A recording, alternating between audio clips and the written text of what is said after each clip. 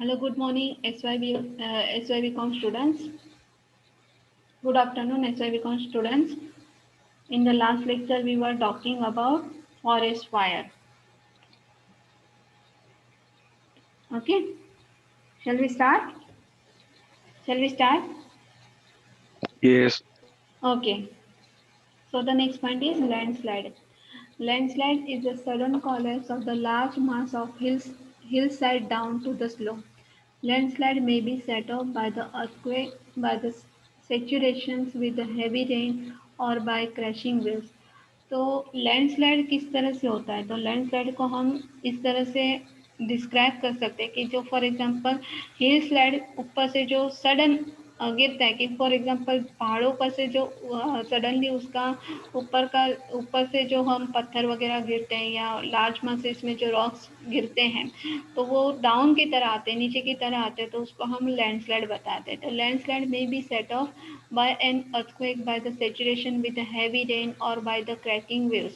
तो लैंडस्लाइड होने की वजह क्या है? तो एक तो भूकंप हो सकता है, या दूसरा हो सकता है ज़्यादा बारिश हो सकता है, और तीसरा हो सकता है कि सुनामी, क्रैशिंग वेव्स में सुनामी ने जितने ज़्यादा लहरें उठती है समुंदर की, उसकी वजह से भी लैंडस्लाइड हो सकता है।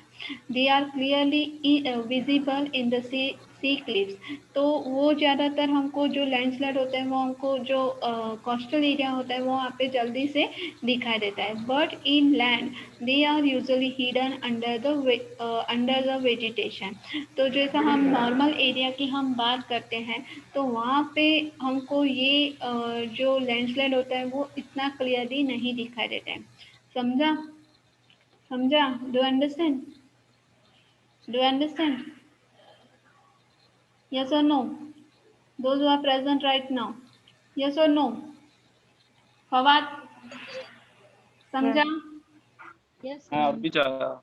ओके, आगे का पॉइंट देखते हैं। Landslide causes destruction in the general ecosystem, कि जैसे भी कोई भी नेचुरल डिजास्टर होता है तो उसकी इकोसिस्टम पे हमें या उसकी इम्पैक्ट लॉन्ग टाइम तक हमको दिखाई देती है।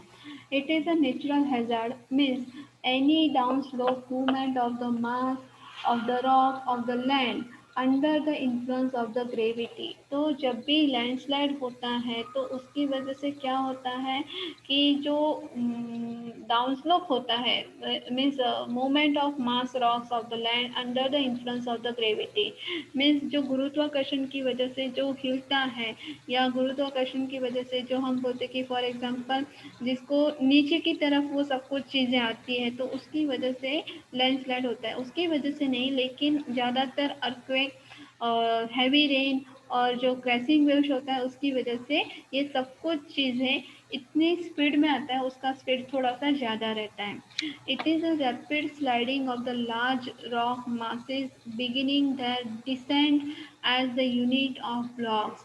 तो उसकी वजह से हम जैसे बोलते हैं कि फॉर एग्जांपल जैसे कहावत है कि जब जो हम पहाड़ों की बात करते हैं तो पहाड़ जो दूर से ही बहुत अच्छे लगते हैं, डिसेंट लगते हैं, लेकिन जब वो लैंडस्लाइड होता है तो उसका जो sudden rapid means sudden movement होता है तो उसकी वजह से वो एक भयानक स्थिति में या भयानक दृश्य हमको दिखाई देता है। Rapid sliding of large rock masses beginning that descent as the unit of blocks. When landslide is in the form of huge blocks, it is known as the rock avalanches।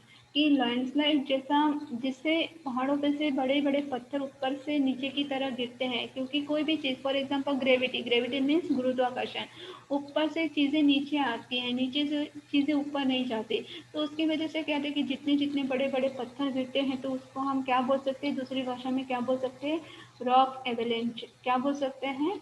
Rock avalanche. क्या बोलते हैं उसको?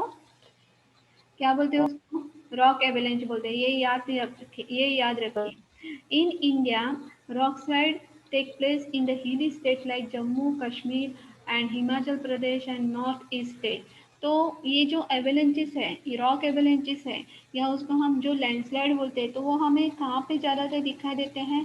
तो ज़्यादातर हमको hilly area में। तो hilly area कौन से हैं हमारे यहाँ पे? जम्मू कश्मीर है, हिमाचल प्रदेश है, और जो नॉर्थ ईस्ट जो स्टेट है वहाँ पे हमको लैंडस्लाइड ज़्यादा दिखाई देते हैं।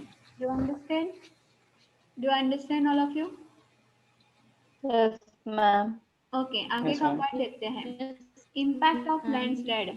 तो अभी लैंडस्लाइड की इम्पैक्ट हमें किस तरह और कौन सी जगह पे दिखाई देते तो देखते हैं। The environmental hazard of the landslide is high for the towns located the lower parts of the हिल। तो जैसे लैंडस्लाइड का जो हम बोलते हैं कि जैसे इम्पैक्ट हमें ज़्यादातर जो पहाड़ी विस्तारों के आसपास जो आया हुआ हिल एरिया है, लोअर हिल एरिया, वो, और जैसे बोलते हैं कि बड़ा पहाड़ है, छोटा पहाड़ है, बड़ा पहाड़ है, छोटा पहाड़ है, तो वहाँ पे हमको ज़्यादा दिखाई देती हैं। The blockage of the roads by the landslide is the common phenomenon. कि जैसे हम बोलते हैं ना, बर्फ की वर्षा होती है और रोड ब्लॉक हो जाते हैं, एम आई राइट? आपने देखा होगा शायद डिस्कवरी में। उसी तरह से जैसा लैंडस्लाइड होता है तो ऊपर से जो पत्थर नीचे की ओर आते हैं तो वो पूरा रोड क्या कर देते हैं, ब्लॉक कर देते हैं। ये तो एक कॉमन घटना हुई है, एक कॉमन बात है। But sometimes it also block the course of small rivers, thus causing the flood and much damage. तो उसकी वजह से क्या होता है कि जैसे फॉर एग्जांपल जो छोटी छोटी नदियाँ होती है या नदी के जो छोटे छोटे प्रवाह होते हैं, कि फॉर एग्जांपल जो नदी बहती है कोई इसे एक ही प्रवाह में नहीं बहती है, शायद आपको पता होगा। Am I right? Do understand or not? Do you understand or not? सबको आंसर देना है। समझ में आ रहा है? समझ में आ रहा है? यस और नो? Yes. हाँ, तो जैसे नदी का जो Yes, प्रवाह होता है वो ma'am. हर एक दिशा में अलग अलग होता है। तो उसकी वजह से होता है कि जो पत्थर ऊपर से नीचे की ओर गिरते हैं तो वो जो चैनल होता है या कोर्स होता है, जो छोटी छोटी नदियाँ उसको ब्लॉक कर देते हैं। और उसकी वजह से क्या होता है, फ्लड आने का पॉसिबिलिटी ज़्यादा होता है, ज़्यादा डैमेज होता है। Sudden landslide can cause the great destruction across the wide area of habitable land. तो जब सडन लैंडस्लाइड होता है कभी भी, तो उसकी वजह से क्या होता है कि जो हिली एरिया के पास या पहाड़ी विस्तार के पास जितना हैबिटेबल में जहाँ पे लोग बसती हैं, जहाँ पे लोग रहते हैं, उनको नुकसान होने की संभावना कैसी रहती है, ज़्यादा रहती है। Landslide can cause the floods by blocking of the river channel. जैसे मैंने अभी आपको बताया, इस लैंडस्लाइड की वजह से जो चैनल्स होते हैं रिवर के, जो छोटे छोटे प्रवाह में जो नदी बहती है, वो प्रवाह कैसा हो जाता है, ब्लॉक हो जाते हैं। वो चैनल्स कैसा हो जाता है, ब्लॉक हो जाता है। For example during the July 1999 severe landslide has occurred in Darjeeling, the district of West Bengal. Darjeeling का नाम तो आपको शायद पता ही होगा कि यहाँ पे एक एग्जाम्पल है 1999 में कि दार्जिलिंग में लैंडस्लाइड हुआ था। During the August 1999 other landslide on the hills of Rudraprayag, Dehradun, Pithoragarh Pithoragarh of the northern India killed hundreds of the people. कि कोई भी जैसे नैसर्गिक आपत्तियाँ आती हैं, तो नेचुरल कैलेमिटीज आती है, तो उससे ज़्यादा से ज़्यादा नुकसान होने की संभावना रहती है। तो ये आपको यहाँ पे दो एग्जाम्पल दिए गए हैं, या दो या तीन एग्जाम्पल, कि पिठोगर में या देहरादून में या रुद्रप्रयाग में भी ऐसा लैंडस्लाइड 1999 में हुआ था, कि जिसकी वजह से बहुत सारे लोगों ने अपनी जान गंवा दी। Do understand? ये सिंपल वाला फंड है, जल्दी से आपको समझ में। Do understand all of you? Yes और no? Yes, ma'am. Okay, Yes, ma'am. आगे का देखते हैं। Landslide is recurring features on the hill. कि जो लैंडस्लाइड कहाँ पे हमको दिखाई देते, तो लैंडस्लाइड ये एक फीचर है, किसका है, हिली एरिया का। तो हिली एरिया में हमको ज़्यादा दिखाई देता है, उसकी वजह से यहाँ पे बताया कि landslide is the recurring features of the hilly area और on the hilly area in the Himalaya. Rapid denudation of the forest and human activities have increased the frequency of landslide mainly during the rainy season. तो हिमालय जहाँ पे hilly area है, तो उसकी वजह से क्या होता है कि बारिश के सीजन में, कि जैसे डिनंडेशन ऑफ द फॉरेस्ट, कि पेड़ गिरते हैं या पेड़ उगते हैं, और ह्यूमन एक्टिविटीज की वजह से, ये दो रीजन यहाँ पे लैंडस्लाइड के लिए बताए गए हैं। Do understand? Do you understand? Yes और no? Do you? Yes, ma'am. Okay, आगे का पॉइंट देखते हैं, कंट्रोल मेजर।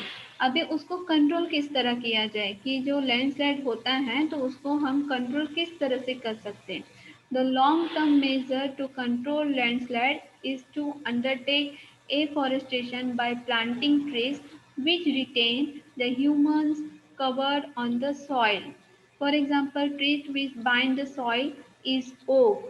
तो हम सबको पता है कि जितना ज़्यादा हम पेड़ लगाएंगे तो उसकी वजह से क्या होता है, वो जो पेड़ होते हैं जो मिट्टी के साथ नीचे तक जुड़े हुए हैं, तो मिट्टी को बाइंड करने का, उसको कवर करने का क्या करते हैं, कोशिश करते हैं कि नहीं करते हैं, कोशिश करते हैं कि नहीं करते हैं, एम आई राइट। जितना पेड़ ज़्यादा होगा उसकी वजह से सॉइल कैसा होगा, बाइंड होगा।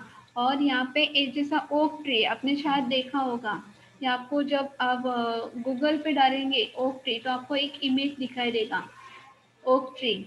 ओके, तो उसकी वजह से क्या होता है, लैंडस्लाइड कम से कम होने की संभावना रहते हैं। एफॉरेस्टेशन मीन्स ज़्यादा से ज़्यादा पेड़ उगाने चाहिए। समझ में आया, समझ में आया? Yes ma'am. ओके, मुझे Yes, ma'am. अगर आपको समझ में नहीं आता तो आप वहीं पे मुझे बताएंगे। ओके, दूसरा है कि फॉर एग्जांपल यहाँ पे देखिए, construction of building on the steep slopes could be avoided. तो कुछ लोगों को पहाड़ी एरिया में या स्लोप पे ज़्यादातर हम बोलते हैं स्टीप स्लोप, जो खड़ा होता है कि फॉर एग्जांपल पहाड़ी जो विस्तार होता है वो कैसा होता है, खड़ा। स्टीप मीन्स खड़ा, या त्याला आपण मराठीत म्हणतो उभा। ओके, सो वहाँ पे बिल्डिंग क्या करना चाहिए, रिमूव करना चाहिए, अवॉइड करना चाहिए। वहाँ पे जो बिल्डिंग कंस्ट्रक्शन होता है वो वहाँ पे अवॉइड करना चाहिए। Then cutting of the hill below colony, cutting of the hill below colony in no case should be avoided. तो जितना ज़्यादा हो सके उतना ज़्यादा हम बोलते हैं कि cutting of the hill below the colony in no case should be avoided, कि कॉलोनी के आसपास जितना फॉर एग्जांपल जितना हम क्या बोल सकते हैं कि पहाड़ी विस्तार है तो उसको हम अवॉइड नहीं कर सकते। Okay, for example colony means कि फॉर एग्जांपल जैसे मुंबई में बहुत सारे ऐसे एरिया हैं कि जहाँ पे छोटी छोटी हिली एरिया के पास वहाँ पे घर है, तो वो चलता है, लेकिन वहाँ पे भी ज़्यादातर संभावना ज़्यादा होती है।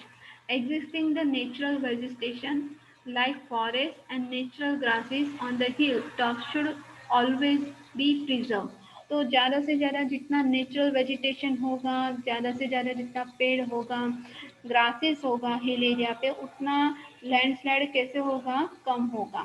Then mining, extensive clearing of the lands for factories and houses have to be check, कि जो माइनिंग के लिए, जो हम बोलते हैं बिल्डिंग कंस्ट्रक्शन के लिए और फैक्ट्रीज के लिए जितना लैंड क्लियर होता है या पेड़ काटे जाते हैं, तो वो क्या करना चाहिए, अवॉइड करना चाहिए। Do understand, do understand all of you,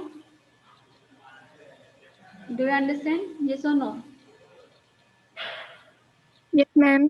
okay, then next point is dam failures. ये सब मैन मेड डिजास्टर है, ये हम खुद क्रिएट करते हैं और उसका परिणाम हम खुद भोगते हैं। ओके, आगे का देखते हैं। Uncontrolled flood water are the one of the most powerful and destructive forces in the nature. तो जैसे बोलते हैं कि कुछ वजह से फ्लड तो आता ही है, लेकिन जो उसका जो बोलते हैं अनकंट्रोल्ड फ्लड वाटर्स के, उसका जो हम बोलते हैं उसका जो रफ्तार होता है, उसकी जो गति होती है, उसको हम रोक नहीं सकते। वो ज़्यादातर लोगों को या नेचर को डिस्ट्रॉय कर देता है। Dams are not design withstand major storms may be destroyed by them and increasing the flood damage downstream। तो शायद आपने टीवी पे या कहीं पे भी डिस्कवरी पे शायद देखा, शायद आपने रियल में नहीं देखा हो, लेकिन ये आपने पिक्चर्स या वगैरह कुछ तो ऐसा देखा होगा कि जो डैम्स बनाए जाते हैं तो उसका डिज़ाइन वो जब डिज़ाइन किया जाता है तो उसके साथ कि जो ये नेचुरल कैलेमिटीज़ है उसको झेलने की उनकी ताकत नहीं होती है। So this damage is too often catastrophic, कि ये बार बार होता ही रहता है। In order to protect the lands and the property downstream, dam should be constructed to safely handle an appropriate percentage of probable maximum flood. तो ये आपको एक पॉइंट यहाँ पे दिया गया कि probable maximum flood, तो ये इसके हिसाब से जो डैम्स बनाए जाते हैं तो वो ऐसे डिज़ाइन होना चाहिए कि बारी बारी वो गिरे नहीं और ऐसा सेफली और अप्रोप्रिएटली उसको हैंडल कर सकते, ऐसा ही उसका डिज़ाइन बनाना चाहिए. Do you understand or not? Do you understand or not? All of you. Do you understand? Yes Yes. or no? Okay. This percentage varies according to the height of the dam, size of the water mass, and extent the severity of damage possible upon the failure. तो उसका जो हम बोलते हैं कि probable maximum flood के हिसाब से जो डैम का डिज़ाइन बनाया जाता है तो वो कैसा होना चाहिए, वो उसका हाइट कैसा होना चाहिए, थोड़ा सा ज़्यादा होना चाहिए. उसका हाइट थोड़ा सा ज़्यादा होना चाहिए, मैक्सिमम होना चाहिए, जिसकी वजह से जो वाटर वेव्स होते हैं या वाटर मासेस होते हैं कि अगर वो टकराए तो भी वो टूट ना जाए, डैमेज मीन्स जो डैम है वो डैमेज ना हो जाए. समझ में आ रहा है? समझ में आ रहा है? Do understand? यस और नो? Yes, ma'am. ओके. यहाँ पे सिर्फ एक या दो व्यक्ति ने ऐसी जिम्मेदारी उठा के रखी है कि यहाँ पे एक या दो ही व्यक्ति उत्तर देंगे मुझे, बाकी के सब सो रहे होंगे, ऐसा है क्या? कॉज क्योंकि बढ़ाते तो मैं सबको एक जैसा ही हूँ. कॉजेज ऑफ डैम फेलियर, तो उसके कारण क्या है, कॉजेज क्या है डैम फेलियर के? The flood waters from the storm cause the failure of dams and other structure, कि जो फ्लड आता है उसकी वजह से, जो फ्लड का जो पानी होता है फ्लड वाटर्स की वजह से डैम डैमेज हो जाता है, डैम्स डैमेज हो जाता है. Many dam failures are considered disaster because they cause the great harm, damage or serious and sudden misfortune. तो सबसे ज़्यादा जब नुकसान होता है कि फ्लड आता है तो उसकी वजह से डैम का जो एरिया होता है जहाँ पे डैम्स बांधे गए हैं तो वो ज़्यादा से ज़्यादा वहाँ पे नुकसान होने की संभावना है, जिसकी वजह से उसको ठीक से पूरे से रिकवर करना लोगों के लिए और बाकी की जनरेशन के लिए काफ़ी मुश्किल हो जाता है. Because of the rapid and unexpected mariner in which the dam failures can occur, they are just to be the serious as the earthquake and tornadoes. तो उसकी वजह से क्या होता है कि जितना ज़्यादा रैपिड और अनएक्सपेक्टेड हम बोलते हैं कि डैम्स फेलियर होता है तो उसकी वजह से क्या होता है कि अर्थक्वेक आता है, और नहीं सॉरी, अर्थक्वेक जब आता है तो उसकी वजह से डैम फेलियर होता है, और टॉर्नाडोज आता है तो उसकी वजह से डैम फेलियर होने का पॉसिबिलिटी ज़्यादा बढ़ जाता है. What is the meaning of tornadoes? Tornadoes का मतलब क्या है? टॉर्नाडोज का मतलब पता है? Do you understand tornadoes? What is the meaning of tornadoes? Tornadoes का मतलब होता है कि वायलेंस स्टॉर्म, कि जैसे फॉर एग्जांपल साइक्लोन वगैरह होता है उसको हम बोलते हैं टॉर्नाडोज.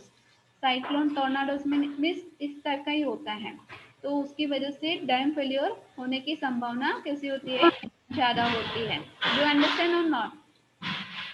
Do you understand or not? Yes. Okay. Yes. Major dam burst is not a common in India, कि डैम जो फेलियर होता है या बर्स्ट होता है वो तो इंडिया में कोई हम बोलते हैं कि कोई कॉमन बात नहीं है, but because of the deforestation, कि जितने ज़्यादा पेड़ कटते हैं, soil erosion and other man made factors, the danger of the dam burst could be there before long, कि जितना ज़्यादा ह्यूमन एक्टिविटीज़ या human interference in the environment which causes for the dam failure or the dam burst, कि जितना ज़्यादा पेड़ कटता है, सॉइल इरोजन होता है और जितना अदर एक्टिविटीज़ होता है कि फॉर एग्जांपल माइनिंग के लिए, फैक्ट्रीज के लिए, तो इसकी वजह से क्या होता है, डैम फेलियर ज़्यादा हो सकता है. The consequences of dam burst are the severe than those of the floods, and because in the former case the whole mass of the water would rush down, flooding with the speed whatever the comes on its own way.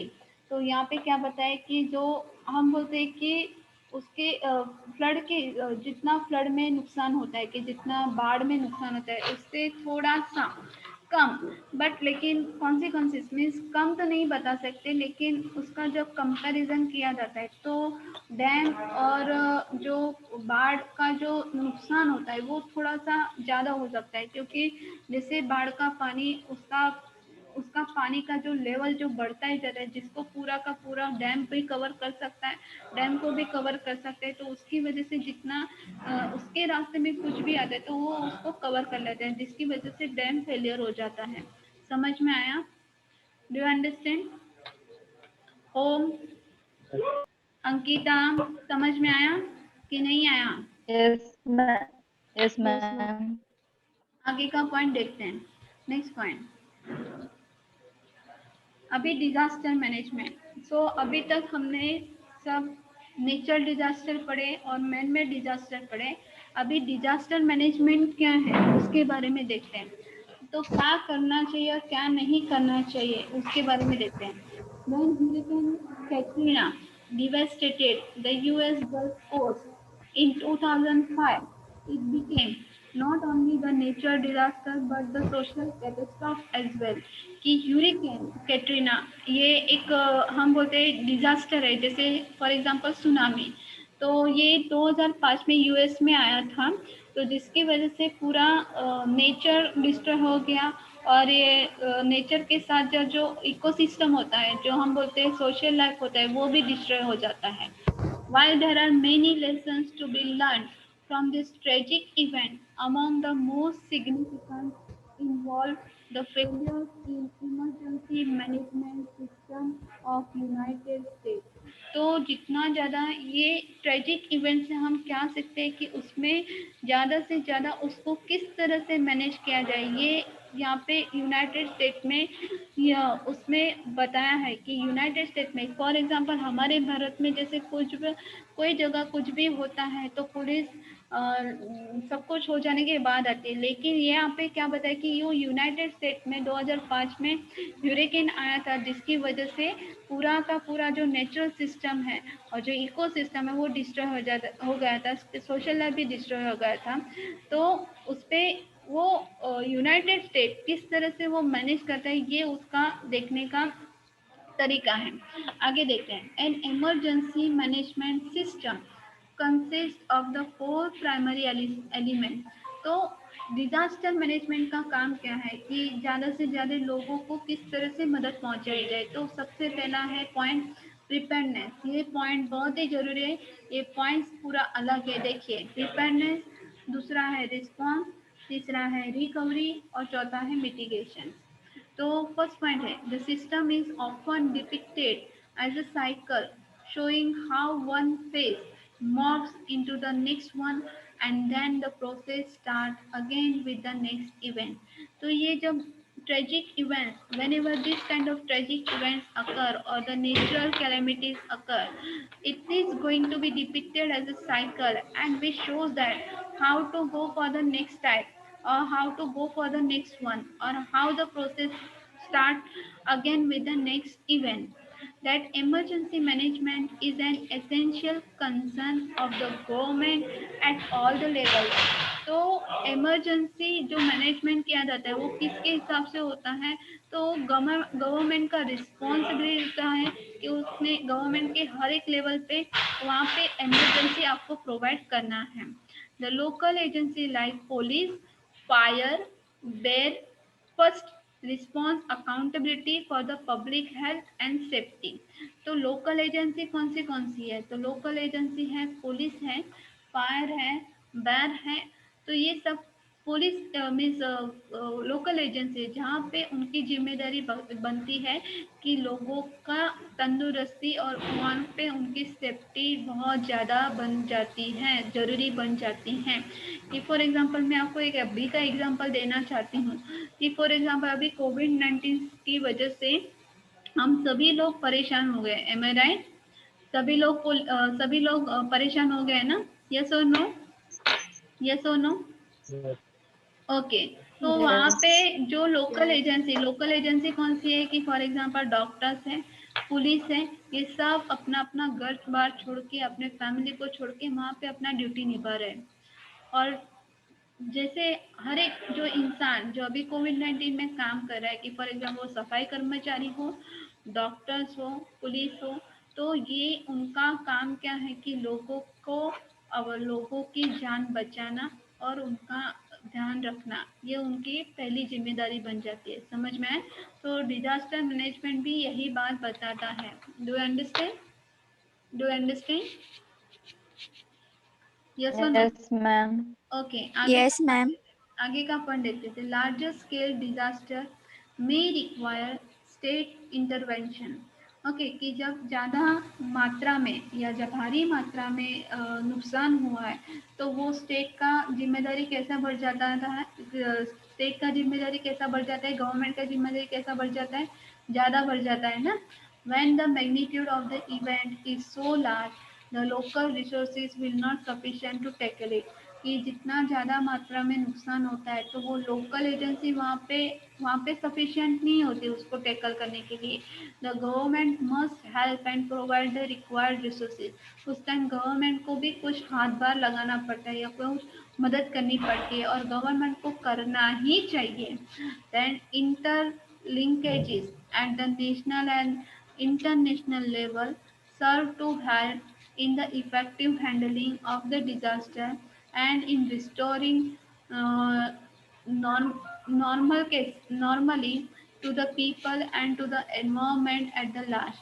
तो जो interlink है, for example national और international level पे जो ज़्यादा से ज़्यादा disaster management में हैंडल कर सकते, वो सभी को एक साथ आके जितना ज़्यादा हो सके तो नॉर्मल पीपल मीन्स जो लोगों का लाइफ है उन पे, जैसे डिजास्टर के पहले लोग जीते थे नॉर्मल लाइफ, उतना ज़्यादा रिकवरी करने का कोशिश करना चाहिए। समझ में आया? Do understand? Do understand? Yes. Yes, ma'am. Okay, next point देखते हैं।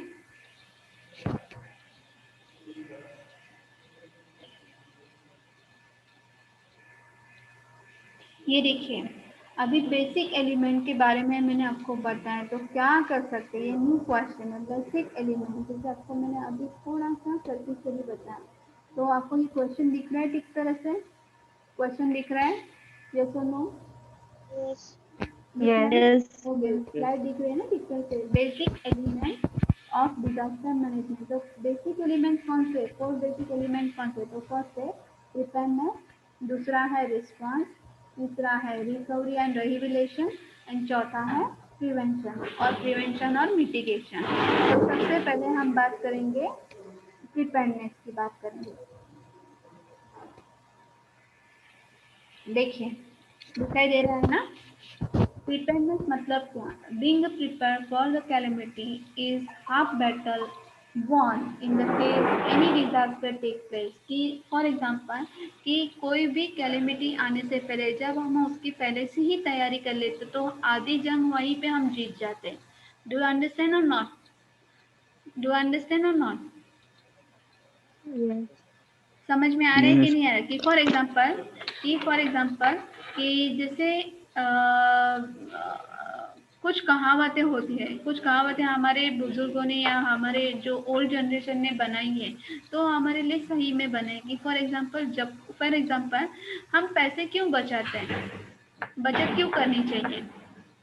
पैसे क्यों बचाते हैं हम लोग? पैसे हम क्यों बचाते हैं? Why do we save the money? For the future. For the future. Okay, कि फॉर एग्जांपल कोई मुसीबत आ जाए तो उसके लिए हम पैसे बचाते, तो तभी हम आधी जंग जीत जाते। अगर हमने पैसे नहीं बचाए तो क्या होगा? अगर हमने पैसे बचाए नहीं तो क्या होगा? क्या होगा? We cannot face it. We cannot face it properly. हम उसका सामना नहीं कर सकते। कि फॉर एग्जाम्पल अभी कोविड-19 का ले लें, तो कोविड-19 में हमने सबने कुछ ना कुछ तो बचाया होगा, जिसकी वजह से कि 2-2.5 महीना जो लॉकडाउन था, उसमें हमको ये फेस करने को मिला। ये फेस हमने अच्छी तरह से कर पाए। समझ में आ रहा है? समझ में आ रहा है? Yes. तो उसकी वजह से हाँ, तो वही कि जब हम बीइंग प्रिपेयर्ड है, अगर हम प्रिपेयर Yes, होते ma'am. हैं कोई भी प्रॉब्लम फेस करने के लिए, तो आधी जंग हम वहीं पे जीत जाते हैं. Okay, the following steps are suggest to be prepare for the occurrence of the disaster. आगे का पॉइंट क्या दिया गया है? A set of warning system should be the set of warning system should be thought of so that the people are warned to take safety measures. कि कभी कभी हमको वार्निंग सिस्टम दिया जाता है. हाँ, वार्निंग सिस्टम दिया जाता है कि नहीं दिया जाता है? कि फॉर एग्जांपल अभी का जो टाइम चल रहा है कि फॉर एग्जांपल आप न्यूज़ देखते होंगे या मैसेज आपके आते होंगे कि फॉर एग्जांपल फिर से साइक्लोन आने की संभावना है. यस और नो? यस और नो? साइक्लोन आने की संभावना है अभी अभी रिसेंट में. अभी का Yes. Yes, बात है. ma'am. हाँ, तो वो Yes, ma'am. वार्निंग आपको वार्निंग दिया गया है, तो उसमें क्या बताएगी कि काम के अलावा घर के बाहर ना निकले. Okay, so that is the thing. जब वार्निंग सिस्टम आपको दिया जाता है तो उसको हमें क्या करना चाहिए? स्ट्रिक्टली उसको क्या करना चाहिए? फॉलो करना चाहिए. Thus, more loss of life and property can be avoided. कि जितना हम ज़्यादा सेफ्टी रखेंगे और उसको फॉलो करेंगे, उतना ज़्यादा हम ये हमारा लाइफ और जितना प्रॉपर्टी है उसको हम नुकसान होने से बचा सकते हैं. द वार्निंग सिस्टम में include radio, television, loud speaker, personal messages, beating of drums, bells etcetera. तो वार्निंग किस तरह से दिया जाता है? तो वार्निंग सिस्टम क्या किस तरह से दिया आपको वार्न किया जाता है? तो उसका वार्निंग सिस्टम रेडियो के थ्रू, टेलीविज़न के थ्रू, लाउड स्पीकर के थ्रू या पर्सनल मैसेज के थ्रू या बीटिंग ऑफ ड्रम और बेल्स के थ्रू आपको दिया जाता है. Do understand? ये तो सिंपल पॉइंट है, आपको जल्दी से समझ में आ गया. समझ में आ रहा है? Yes, ma'am. समझ में आ रहा है? हाँ, ये नोट्स आपको खुद को खुद बनाए हैं. और एक बात याद रखिए, जब भी हम मिलेंगे आपका नोट्स जैसे मैं पहले चेक करती थी वैसे ही होगा. तो अभी तक आप सो रहे तो जाग जाइए. पहला यूनिट पूरा खत्म. 3-4 जो उसमें जो डिवीजन थे वो खत्म था, वो खत्म हो गया है. दूसरा पार्ट दूसरे यूनिट का पहला पार्ट खत्म हो चुका है, ये दूसरा पार्ट है. आगे देखिए. People must be educated and provided with the awareness program to cope up with the disaster. कि जितना ज़्यादा लोगों में अवेयरनेस ला सकते तो वो प्रोग्राम के थ्रू वहाँ पे डिजास्टर प्रोग्राम के थ्रू वहाँ पे लाया जा सकता है. The practical side, mock drill, training and practice should be undertaken. तो वो लोगों में अवेयरनेस किस तरह से लाया जाए? लेक्चर लेके नहीं, लेकिन प्रैक्टिकली उनको अप्लाई करके बता सकते हैं कि ट्रेनिंग दिया जाता है, प्रैक्टिस बताया जाता है, जिसकी वजह से उनमें अवेयरनेस आ सकती है. तीसरा आगे का पॉइंट है कि contents of the survival kit. The contents of the survival kit. The first point is you should have the first aid kit. कि जब भी नेचुरल डिजास्टर होता है तो नेचुरल डिजास्टर में फर्स्ट एड किट सबके पास होना जरूरी है. एसेंशियल मेडिसिन ये सबके पास होना जरूरी है. वाटर ये सबके पास होना जरूरी है. बताने की जरूरत नहीं, पहले ये सिंपल पॉइंट्स है जो आपको जल्दी से समझ में आएंगे. Then next point is food. कि 3-4 दिन तक चल सके उतना फूड आपके पास पर्याप्त होना चाहिए. उसके बाद आते हैं रेडियो, टॉर्च, ये सब चीज़ें ज़रूरी होती है जब डिजास्टर होता है तब. Then personal hygiene items like toothbrush, soap etcetera. तो ये सब जो वहाँ पे लगने वाली चीज़ें वो आप सब आपके पास होना चाहिए. बेबी और pet supplies and toilet paper ये आपके पास होना चाहिए. Then next point, response.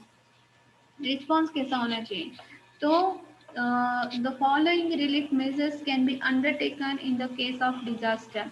People should be inform for the disaster immediately to avoid its serious consequences. तो जब भी मैसेज कन्वे किया जाता है या वार्निंग सिस्टम आपको कन्वे की जाती है, वार्निंग सिस्टम आपको दी जाती है, तो उसमें डिले नहीं होना चाहिए. उसका आपको जल्दी से जल्दी फॉलो करना चाहिए, उसकी गहराई को समझना चाहिए. आगे का पॉइंट देखते हैं. देखिए, emergency contact and what we can say that emergency contact and openness should be open. तो जितना ज़्यादा हो सके उतना इमरजेंसी कॉन्टैक्ट आप कर सकते हैं. Help and injure the need. Means injured जो पीपल है और नीडी पीपल है उनको मदद करनी चाहिए। Local people should be involve at all the levels of the activities. ना कि सिर्फ अपने बारे में सोचना चाहिए लेकिन बाकी के लोगों के बारे में भी सोचना चाहिए, क्योंकि जितना ज़्यादा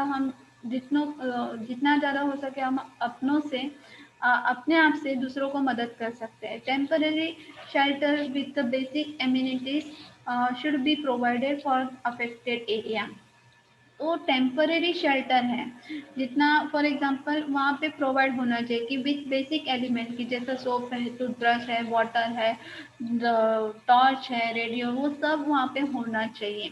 medical camp should be set up. तो आपने शायद ये देखा होगा कि मेडिकल कैंप भी वहाँ पे लगना चाहिए। Rescue teams should be deployed to look for those who are missing. And जो रेस्क्यू टीम होते हैं कि जो बचाने वाले होते हैं तो उनको क्या करना चाहिए, वहाँ पे होना चाहिए कि जो मिसिंग है, जिनके घर वाले मिसिंग है, वहाँ पे उनको होना चाहिए। समझ में आया? Do you understand? Do you understand? Yes. Okay. Next point is recovery and rehabilitation. अभी रिकवरी किस तरह से कर सकते हैं? The following recovery and rehabilitation measures can be undertaken that essential services such as providing drinking water, transport, electricity etcetera should be restored. तो जितना ज़्यादा हो सके रिकवरी लाने के लिए, तो जो लगता है रिकवरी लाने के लिए जो इतना इमरजेंसी सर्विसेज है, एसेंशियल सर्विसेज है, तो कौन सा है? ड्रिंकिंग वाटर है, ट्रांसपोर्ट है, इलेक्ट्रिसिटी है, जल्दी से जल्दी वहाँ पे लाने की कोशिश करनी चाहिए। The people should be taught how to follow the health and safety measure. तो वहाँ पे लोगों को सिखाना चाहिए कि किस तरह से अपने हेल्थ और सेफ्टी के लिए किस तरह से हमें सेफ रहा जाए। Next point is the victim should be provided with the temporary accommodation। Means क्या होता है कि जो accommodation and financial assistance and employment opportunities, कि जो लोग इसका शिकार हो चुके हैं तो उनके लिए टेम्पररी कुछ ना कुछ या फाइनेंशियल हेल्प उनको कर दे या एम्प्लॉयमेंट अपॉर्चुनिटीज उनको मिलनी चाहिए, कि जो बाढ़ में या फॉर एग्जांपल कहीं पे अटके हुए हैं या नेचुरल डिजास्टर की वजह से जो उन्होंने अपना सब कुछ खो दिया, उनको जल्दी से जल्दी कुछ ना कुछ हेल्प मिलनी चाहिए। तो besides providing material help, those who have lost their family members or relations should be conclose sorry should be consult, कि जिसकी वजह से फॉर एग्जांपल हम बोलते हैं कि जितना मटेरियल थिंग्स मीन्स हम बोलते हैं कि बेसिक एलिमेंट्स, तो उतना तो देना ही चाहिए। उसके साथ साथ those who have lost their family members और रिलेशन शुड बी कंसर्न। तो वहाँ पे जब जिन्होंने अपना घर के